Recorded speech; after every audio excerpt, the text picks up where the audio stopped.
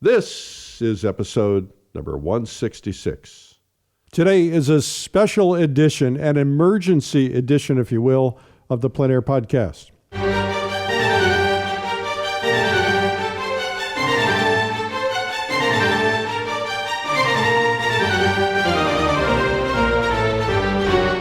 This is the PleinAir Podcast with Eric Rhoads, publisher and founder of PleinAir Magazine. In the PleinAir Podcast, we cover the world of outdoor painting. Called plein air, the French coined the term, which means open air or outdoors. The French pronounce it plein air. Others say plain air. No matter how you say it, there is a huge movement of artists around the world who are going outdoors to paint. And this show is about that movement. Now, here's your host, author, publisher, and painter, Eric Rhoads. Thank you, Jim Kipping, and welcome to the PleinAir Podcast. I'm Eric, and I'm sure, like me, you're stuck at home in quarantine. I hope you're okay. I've been working on all kinds of things I can do to help everybody through this. I've been doing Facebook Live every day, and I've been doing art instruction videos daily at 3 o'clock on Facebook Live from the Streamline Art video page. And we've been helping galleries with some profiles to keep them visible, helping our advertisers, etc. Anything we can do. We're sending out some free copies of the magazine to extra people, just all kinds of things to try and help. Today is a departure from the normal PleinAir Podcast, and it's not about plein air at all, not really. In reality, it's about helping artists, plein air shows, and galleries. We want to help you survive during this sudden economic downturn. Hopefully this will end soon. So today I've got an interview for you with the best marketing mind in the world. His name is Jay Abraham. Gets $100K a day for his consulting, and he's a friend of mine. He did the foreword to my book, Make More Money Selling Your Art. And I called Jay and I said, let's do a video together for the artist. And so I've already done a video. I've sent it around, but if you've not seen it, you need to hear it. And you need to hear it a couple times anyway, because every time I hear it, I hear new things in it. And this will help you try to get through this difficult time, because you are running a business, whether you like it or not. If you're an artist and you are selling your art, you're running a business. So we'll get to that in a minute. I should mention that due to coronavirus, the PleinAir Convention has been moved to August, the 11th through 14th in Santa Fe. We're not doing Denver this year. We can't because we couldn't get a date. So the 11th through 14th of August in summer, it's the first time we're doing a summertime convention, which means all the school teachers who haven't been able to come are going to get to come. And a lot of people who haven't been able because of kids, they can come make a vacation out of it. And it happens to be peak time. Happens to be Indian summer is going on, not Indian summer, what am I talking about? Indian market is going on right when we finish the convention. That's the biggest weekend of the year in Santa Fe, draws lots of people. So it's good time to paint, good time to be there, good time to see a little extra. And of course, Kevin McPherson has agreed to do the pre-convention workshop because the previous one could not make it. So that's really great news. Also, I should tell you the PleinAir Salon, which usually gives away its award at the convention, has been extended. The competition will continue to go on. We're going to do monthly judging for more monthly prizes, and then we will do 3 more chances to win before the convention and 3 more competitions, if you will. So $15,000 cash is on the line for you, or $23,000 in total prizes, and the cover of PleinAir Magazine and stories in the newsletter and so on. So enter before April 30th for the next PleinAir Salon. We have extended it, and we will award it at the convention. Anyway, I should also remind you that if you want these daily videos of art instruction, go to Streamline Art Video on Facebook. Streamline Art Video, just follow it, and then they will come through automatically when we go live, and we're going to keep doing them as long as we can do them during the quarantine, as long as the internet holds up, as long as we're here. Anyway, let's get right to this special edition of marketing advice for a crisis like this with Jay Abraham. I'm pleased today to have a really very important guy on the line, Jay Abraham, who is the $100,000 a day marketing consultant. He has built many, many businesses and helped billions of dollars worth of businesses, helped them grow. He's an author of many books. And I asked Jay to come on and talk to you about what you might want to do as an artist or as an art gallery in this moment when we're all a little questioning about coronavirus and staying home and what should we do with our businesses, and is the economy going to crash? Jay has lived through 4 economic disasters and looks at this as opportunity. Jay, welcome. Thank you, Eric. I'm pleased to be here. So, Jay, we're going to try to keep this at about 20 or 30 minutes. And the idea here is, what if I'm an artist or I'm an art gallery and everything has come to a screeching halt, what is the first thing you think I should be doing? I think you should be strategically recognizing that this is arguably one of the greatest opportunities you will ever have to gain attentive mind share. In a very unusual way, it's not dissimilar to the fact that art galleries do well in environments where people are stuck in a captive place for a long time and keep repetitively visiting and getting connected and bonded to the art. I think today, Eric, you've got people who most of their day and lives have been frenetic and basically coming and going, and they give a very meager amount of attention to anything. And now they're homebound, and yeah, they're working from home, but nobody can stay on the phone or on their computer or on their device for that kind of a long period. They are going to spend qualitative time getting attached to different things. You've got this wonderful, wonderful concept called art.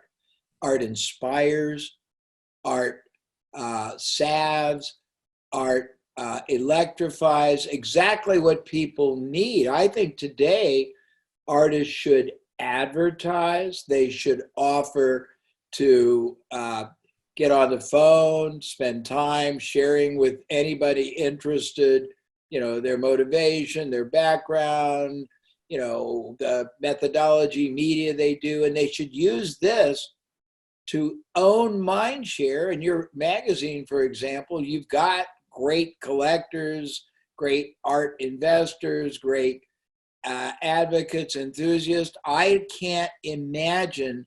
I know it's a very horrific time, it's unprecedented, but art has transcended every known period in history. It's not going to be abandoned now, and people need the inspiration and the connection, and you can do lots of things. First thing is make yourself available, make yourself known, don't stop. Make sure that the beauty, the majesty, the allurement, the therapeutic aspects of your art is even more evident, and make yourself available to connect with people. I don't know if that answer is a little bit more protracted. Yeah, I want to probe that just a little bit. That was very good. The question is going to be, I'm afraid of the future. I don't know what the future brings. I just need to stop doing what I'm doing, and yet there's a sense of momentum that's lost if they stop. There's also a sense of opportunity lost. So you and I were talking earlier about this, but just for the benefit of everybody, in the Great Depression, there was a dominant cereal by the name of Post, which had like a 90% market share. And there was a startup that literally started right at the beginning of the Great Depression, and it was Kellogg's, and they had no market share. And Post, in their infinite wisdom, said, we're rich, we're successful, we're not going to advertise, we're just going to get through this period of time. Meanwhile, Kellogg took everything they had, and even stuff they probably couldn't afford, and they put it towards marketing and advertising themselves. And Post ignored them and said, we're big, they're never going to hurt us. And then at the end of the Great Depression, Kellogg had the lion's share of the market, and they've never lost it since then. Can you talk about the importance of branding, even if people may or may not be buying at this time, the importance of using this as an opportunity to establish their brand? Well, absolutely. First of all, again, what I said earlier is true. In normal times, you get someone thumbing through and they're so frenetic. Now we're consciously trying to focus on various items, issues, activities that are going to give us solace, and we are actually forcing ourselves to pay more attention. If you can use this access period to elevate and preempt yourself against the maddening crowd, you can own that crowd. Certainly when you get back into normality or normalcy. But all estimates are, even if it's horrific, it's going to be a few months, maybe longer. But if it's a few months, and during that time you can establish yourself as a dominant force, you can make yourself more elevated, more preemptive, more connected. What that means to you when everything shakes out is, very honestly, with all sincerity, you win and your counterparts will play havoc trying to catch up, number one.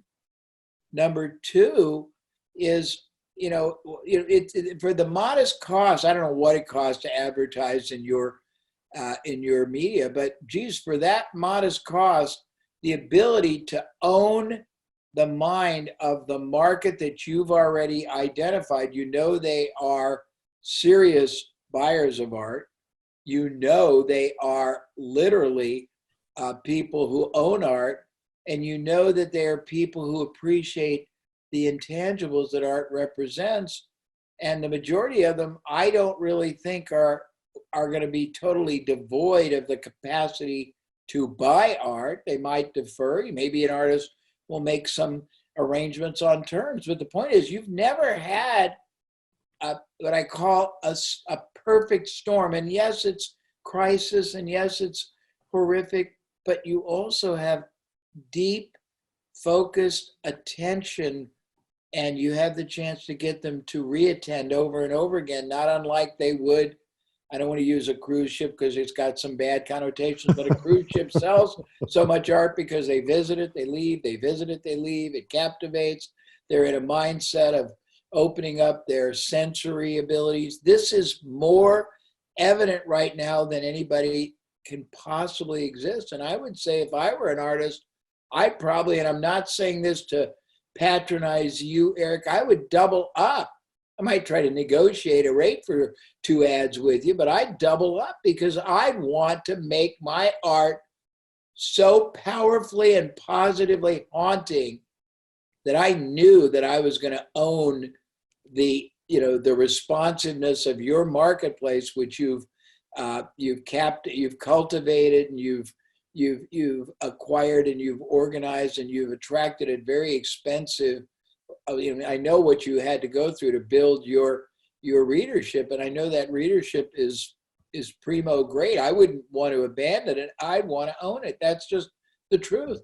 During the 2008 recession, I called an art dealer buddy of mine in New York, and I said, what's happening? Because I knew he sold expensive art, and he dealt with a lot of the people who read our magazine, because we have over 300 billionaires that read it.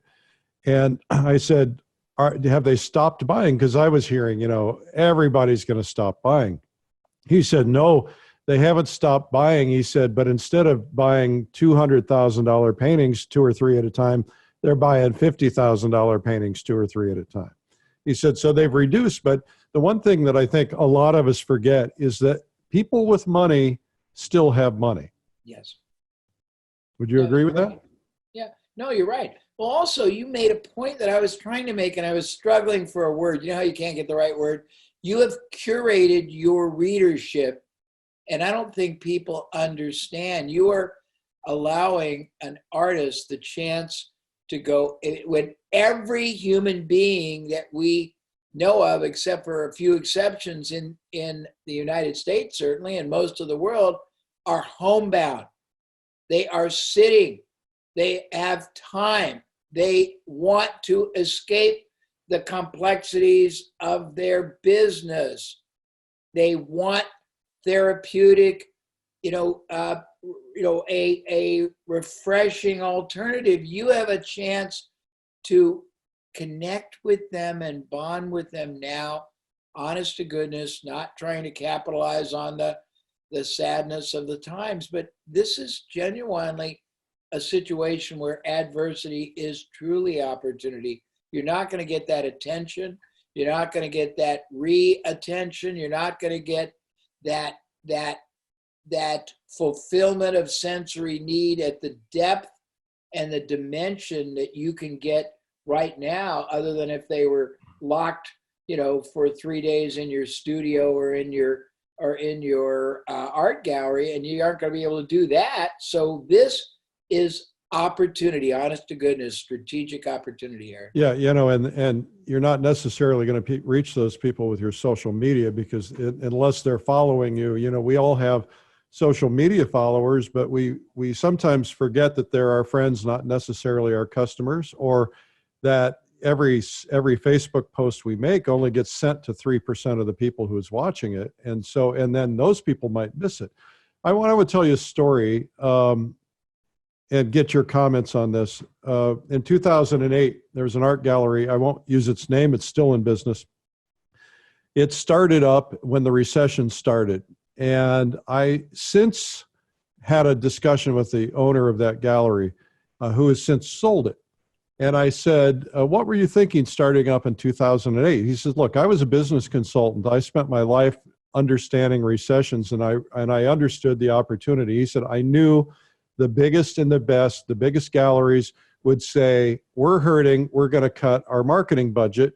And he said, so I started up at that time. He said, 7 or 8 big galleries stopped advertising entirely. Others reduced the size of their ads.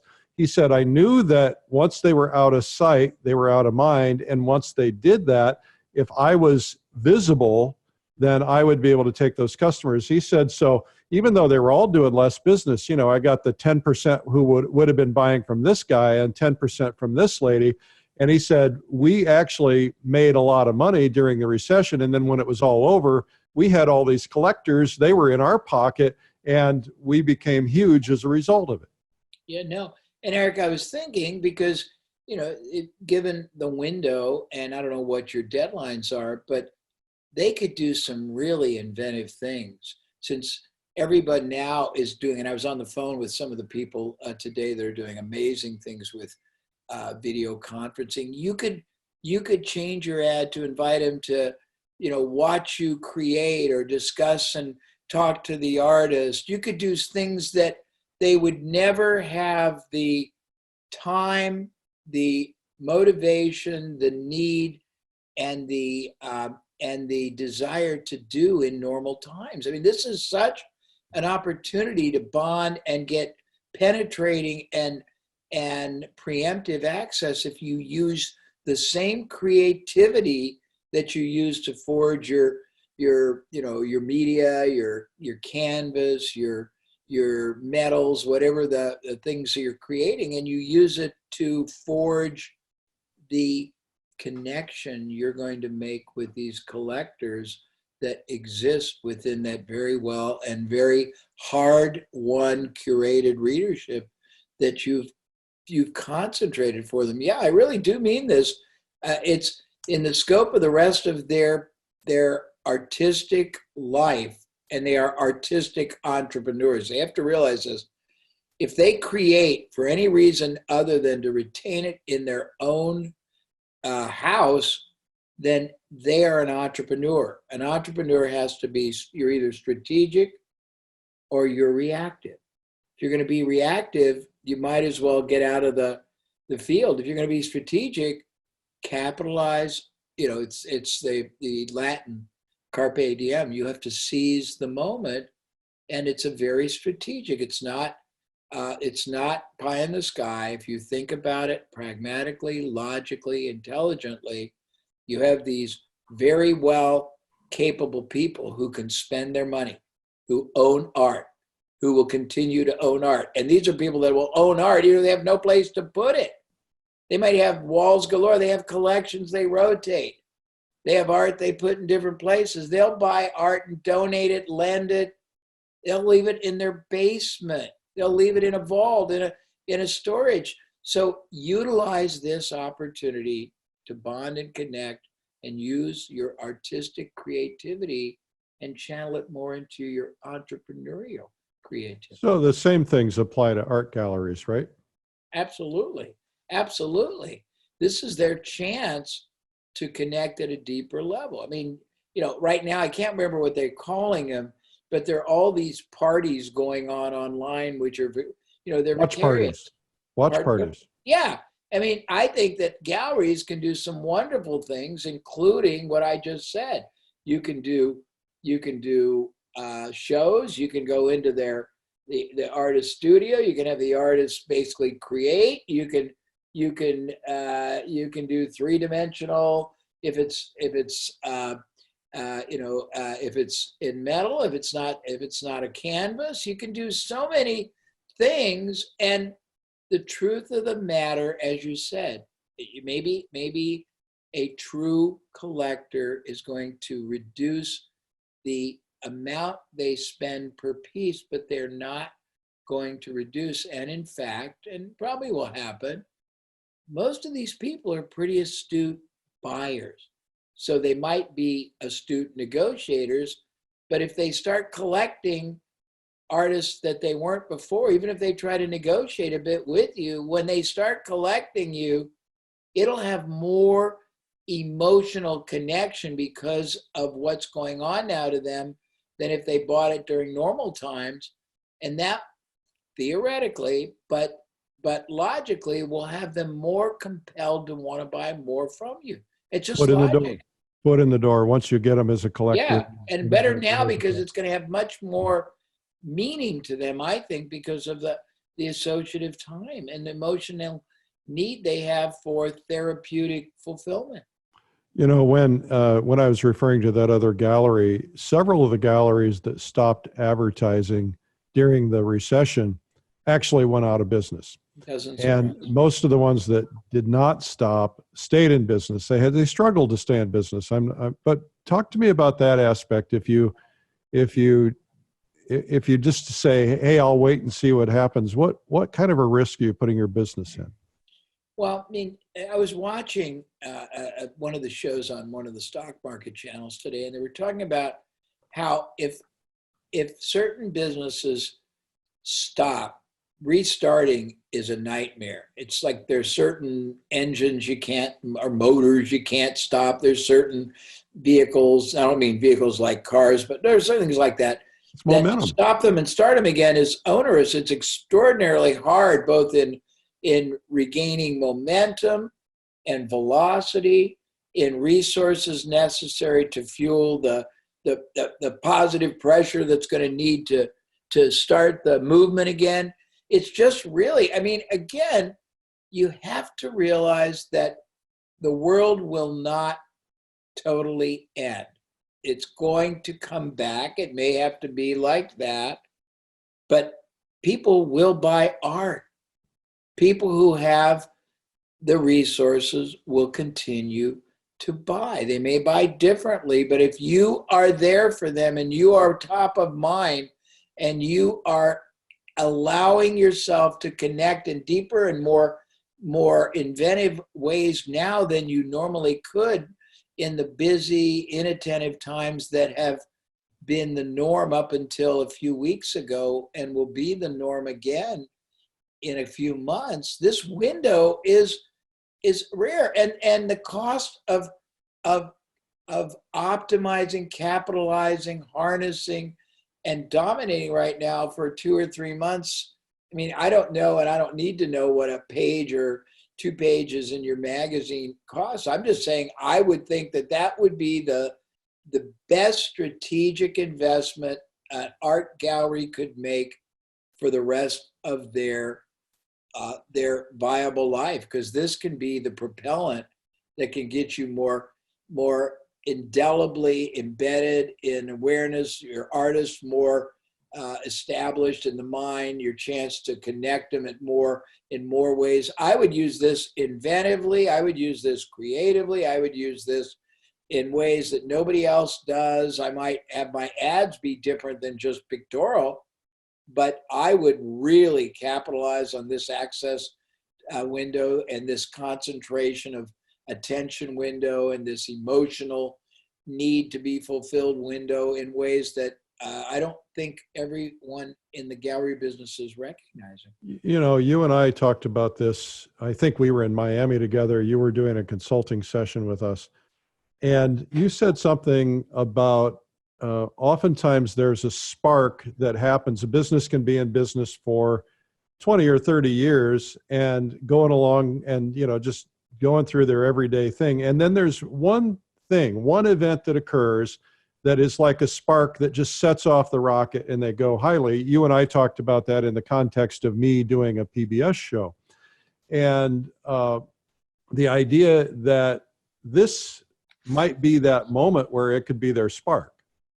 Yeah, no, absolutely. If you think about it, I mean, when everyone else is retreating, when everyone else is paralyzed, you have the opportunity to literally take not just market share, but basically top of mind awareness out of the market. You have a chance to take people who normally would probably, and I'm not a psychologist or a neuroscientist, but they probably would spend this much of their time normally focused on art. Now you have a chance for them to spend not only this amount of time, but back and forth and over again.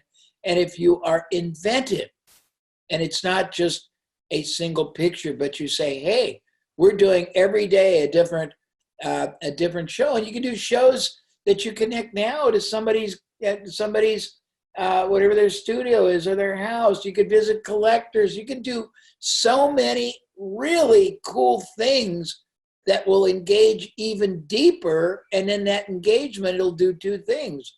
It'll establish artists, but it will also distinguish you in very, very, very unique ways in the mind of that collector, because you're doing stuff that's interesting, it's entertaining, it's enjoyable, it's stimulating, it's fascinating, it's dimensional, and it's therapeutic. Well, Jay, thank you so much. I know all the artists and galleries watching this are going to get a lot out of it. And I know that you're busy. Everybody's calling you for consulting at this time. And I just want to thank you for spending the time with us today. No, and I want to acknowledge, I think what you've created is such a vital, it's a vital, how would I call it? It's a valve that will give them direct access. It's the greatest, right this moment, the greatest lifeblood you as a gallery owner can give to a collector that needs you right now. They actually need you for their own great, peace of mind. Take advantage of that. There's never been, here's a one parting thought. In our lives, we are rewarded in our lives for the amount of problems we solve and the amount of opportunities we make possible for others. Everyone today is in enormous strife. We are suffering. If you can help relieve and temporarily stop that suffering and turn suffering into joy, and that joy is dimensionally something beyond what your competitors even see to do, and you're introducing them to experiences and opportunities and creations that can really transform their mindset, their lives, this is just a wonderful opportunity if people grasp it. That's all I want to say. Thank you, Jay. You're welcome, Eric. Well, I hope you found this helpful. Take action. Don't wait. Thanks again to Jay Abraham for letting me do this and give you some information. A reminder to schedule yourself at the rescheduled PleinAir convention in August in Santa Fe. You don't want to miss it. This is the first summertime that we've done it. We usually do it in spring. Come while you can in summertime. And then also make sure you enter the extended PleinAir Salon Art Competition at pleinairsalon.com. If you've not seen my blog where I talk about life and art and philosophy, it's called Sunday Coffee, and you can find it and subscribe for free at coffeewitheric.com, up to about 250,000 readers. I can't believe it. People keep forwarding it to people. I love this. Thank you so much. It really is wonderful. It's fun doing this. I'm sorry the circumstances are such that we have to talk about survival. We're going to get through this. We'll get through it together. Remember what Jay says, and that is this will have an end, and things probably will get better when the end comes. And so hang in there, be strong, stay secluded, don't talk to anybody, don't shake hands, get a lot of painting done, and watch for me on Facebook Live, and I'll do things for you. You can follow me on Facebook, Eric Rhoads, and that's Rhoads, Eric Rhoads, or on Instagram. And I'd love for you to do that. Now, I don't have a public account on either of them, so I have a limit, but you can still follow, even though I don't have a public account. I don't do a public account because I want to see what the people are doing that are friends with me. So anyway, I'm Eric Rhoads, publisher and founder of PleinAir Magazine. Remember, it's a big world out there. Don't shake hands with it, but go paint it. I'll see you. Bye-bye.